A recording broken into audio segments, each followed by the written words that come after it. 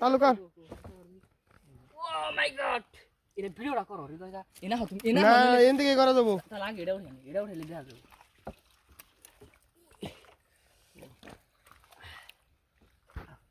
O my god